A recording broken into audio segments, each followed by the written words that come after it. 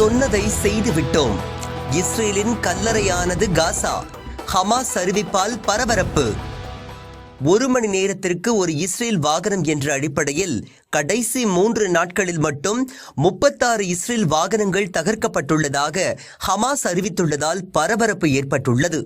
இது குறித்து ஹமாஸின் ராணுவ பிரிவான அல்-கசாம் படைப்பிரிவின் செய்தி தொடர்பாளர் அபு உபைதா வெளியிட்டுள்ளதாக கூறப்படும் செய்தியில், கடைசி 72 மணி நேரத்தில் இஸ்ரேல் படைகள் மீது காசா முழுவதும் நடத்தப்பட்ட தாக்குதலில் 36 ராணுவ வாகனங்கள் பகுதியாகவோ முழுமையாகவோ தகர்க்கப்பட்டுள்ளது.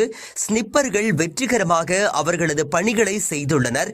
இஸ்ரேல் படைகளின் வாகனங்கள் ஆயுதங்களை கைப்பற்றியுள்ளோம்.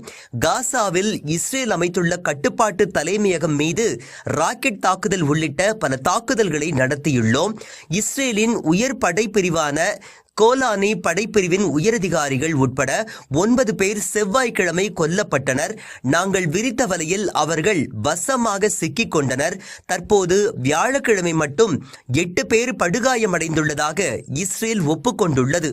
இதனிடையே லெபனானில் செய்தியாளர்களிடம் பேசிய ஹமாஸின் அரசியல் குழு தலைவர் ஒசாமா ஹம்தான், காசா இஸ்ரேலின் கல்லறையாக மாறும் என்ற வாக்குறுதியை தங்களது வீரர்கள் நிறைவேற்றிவிட்டதாக குறிப்பிட்டார்.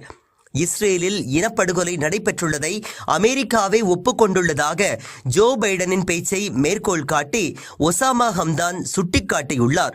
போருக்கு பின் காசா எப்படி இருக்கும் என பல தரப்பினரும் ஆலோசனை செய்து வருவதாக தெரிவித்த ஹம்தான், அவர்கள் உண்மையில் ஆலோசனை செய்ய வேண்டியது போருக்கு பின் இஸ்ரேல் எப்படி இருக்கும் என்பதை பற்றித்தான் என கிண்டல் செய்துள்ளார்.